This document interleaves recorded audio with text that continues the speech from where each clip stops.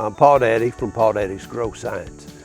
Now I'm starting up a new channel. This video is the first video. I'm dealing with a container garden that's located on the Texas Gulf Coast. And right now I'm concentrating mainly on tomatoes, a fall crop, along with a few different varieties of some peppers. It's early October. The hummingbird migration has been spectacular this year. I absolutely love it. Now I wanted to tell you a little bit about my approach to gardening. And my gardening approach is based on research and best practice. Now, I don't use any pesticides unless they're organic. I've tried for years to grow without pesticides. It seems like the bugs always win. Here on the Gulf Coast, we have extreme insect pressure. I have had some moderate success using some individual insect netting, so that's one insect netting bag per plant. That helps out a whole lot, but it's not perfect. But my point is, if I do use pesticides, it's going to be organic. The part of my process that might irritate some people, I use a combination of organic and synthetic fertilizers. So propagating and transplanting, you'll see we use organic fertilizers. But then I'll start making custom blended fertilizers tailored to match the needs of the plant's growing stage. So the heart of my fertilizer strategy is Master Blend 0-20-42. So you probably never heard of it.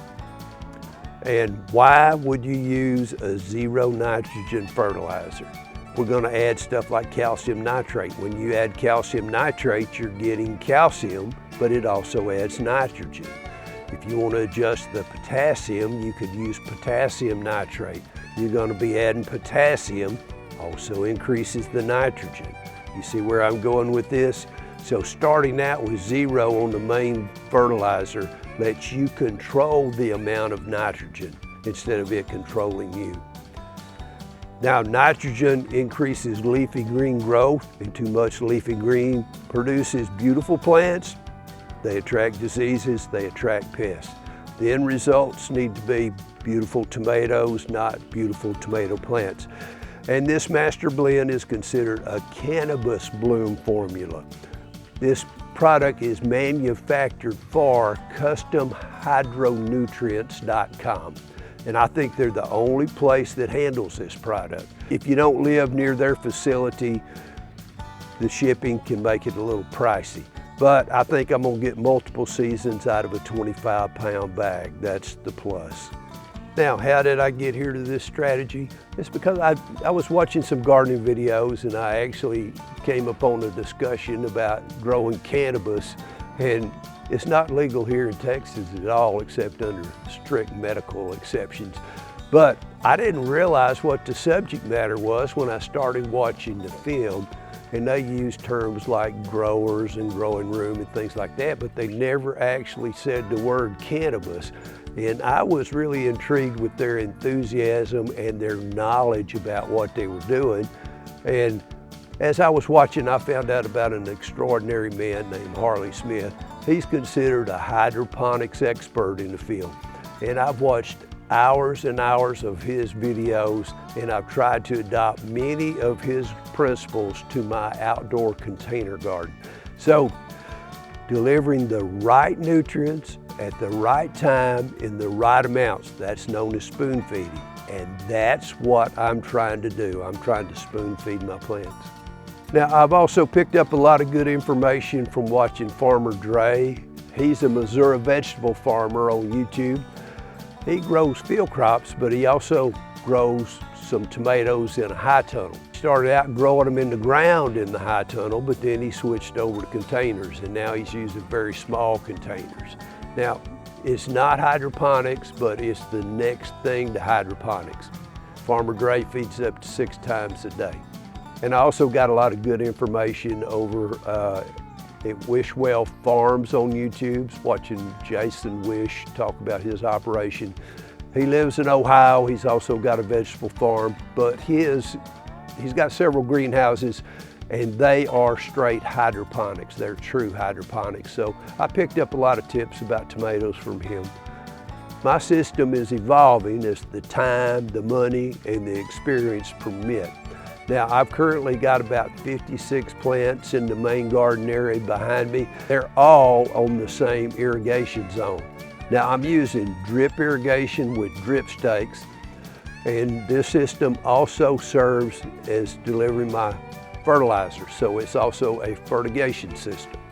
So in this video today, I'm just trying to tell you some of the basics of my operation, but the very near future, I'm gonna be delivering detailed videos. I'm going to show you how we mix up the fertilizer blend, how I degas the water, how I adjust the pH, things like that. I've got a Wayne pump that I pump it from a 55-gallon drum into my drip system. And I've got a beehive controller made by Toro as the brains of my system. And I've got it wired up where that actually turns that pump on whenever I ask it to deliver the fertigation. So it does that for me. If you have to do that manually, you have to remember to open the valve, then turn the pump on. And when you're shutting it down, you have to remember to turn the pump off before you close the valve. When you got it wired up, it does it all for you and it shuts it down all at the same time. So we'll go over things like that in future videos.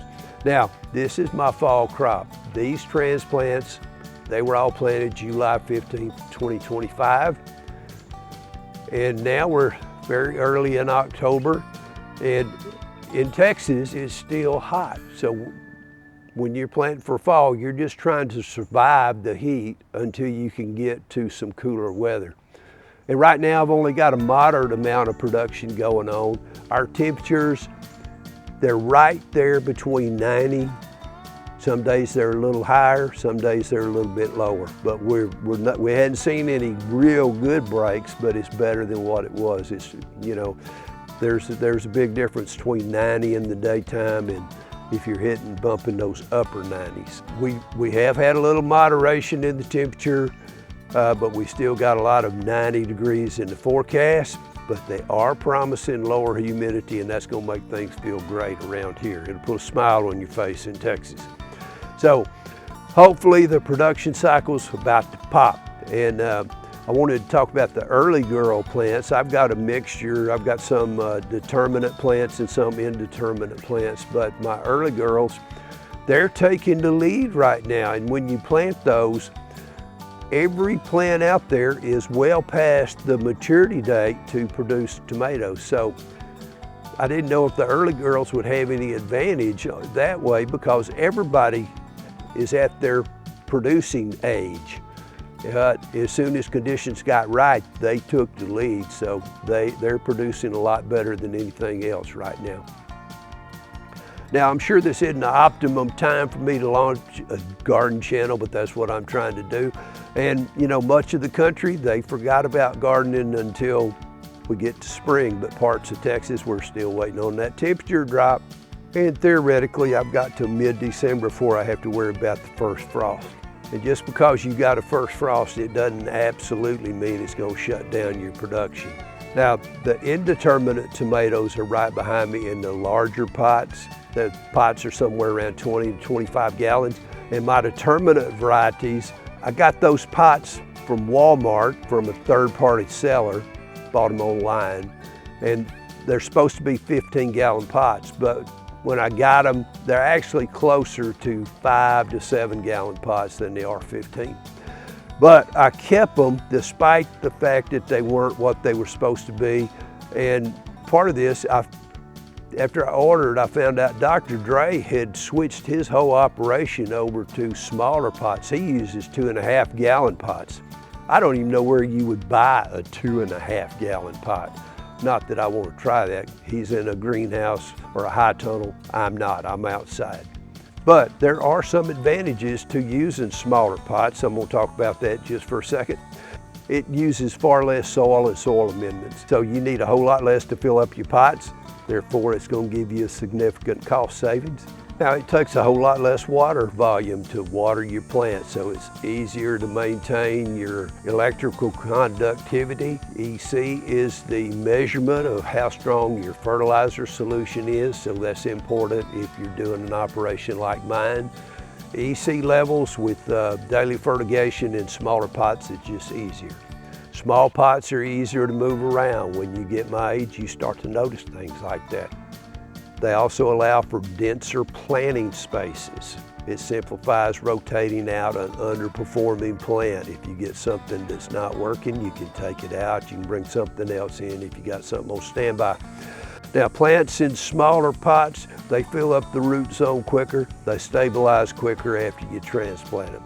Plants in smaller pots, they respond quicker to the fertigation. So if you make some changes in your nutrient solutions, it's going to reach the roots more uniformly, and so it's going to show up the results. The responses will be a lot quicker.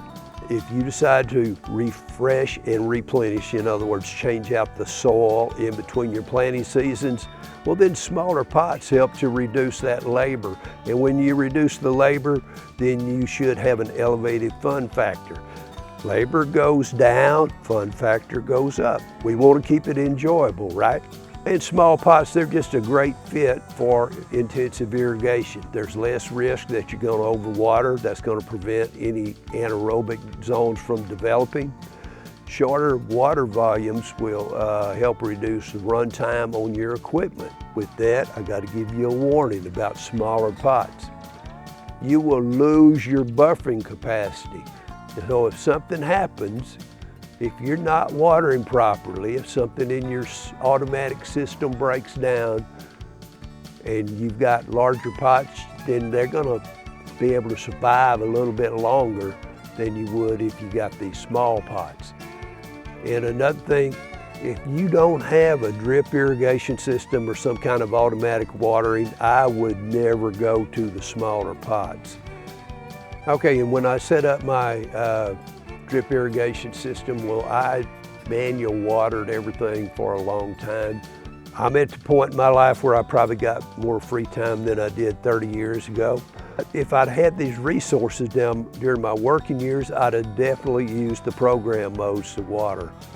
But since my schedule isn't quite as fast-paced as it used to be, I started out watering in the manual mode. I truly understand why most people use programs. It just makes life a whole lot easier. But the main garden area, I'm watering out of a 55-gallon drum. I'm using a pump to pump that in.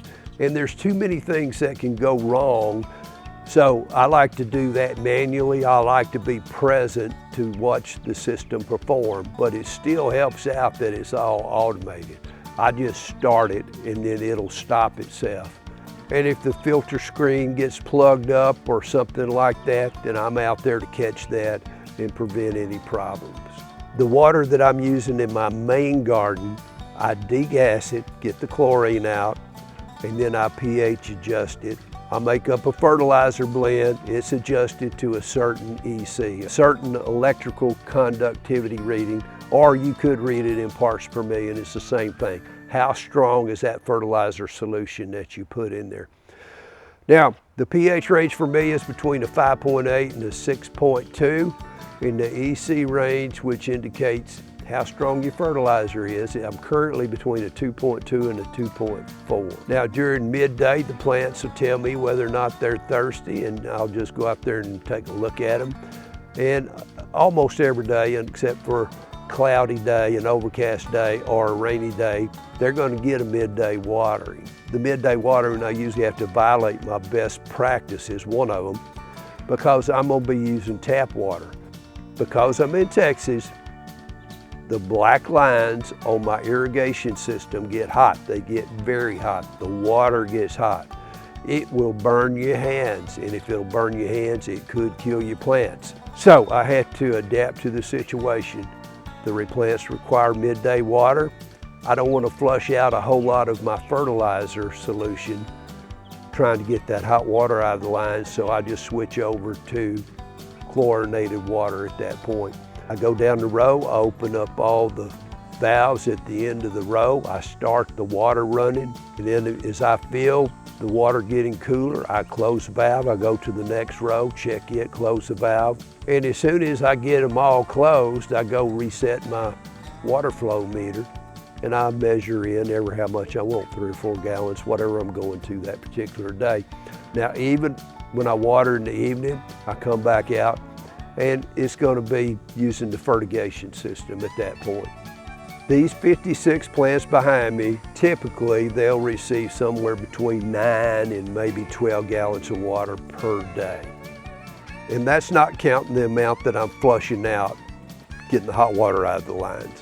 And like I say, I don't like using tap water on my plants. That wasn't my intention at all, but under the circumstances, it only makes sense. And the small pots, they help to adapt to the issues of having to use the tap water because they can get over it real quick. Now I'm going to talk about 2 products, and I'm going to be calling these garden tools. They're not traditional garden tools, but they are modern day garden tools. And the first essential item is a Rain Point water flow meter. I mentioned my meter a while ago, and these are made to fit the end of a standard water hose. And they'll track your water flow. They'll count the gallons in real time. They'll keep 2 totals. They'll show you the flow rate.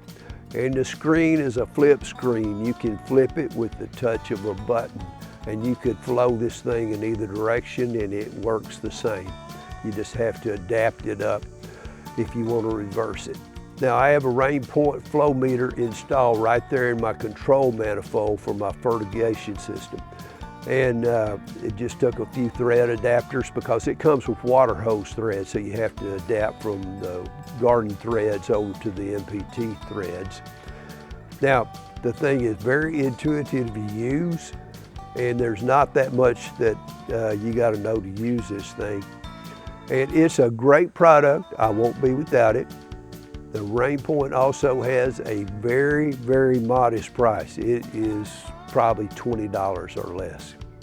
Now, the #1 tool that I use in my garden that I could not absolutely live without is the Blue Lab commercial truncheon.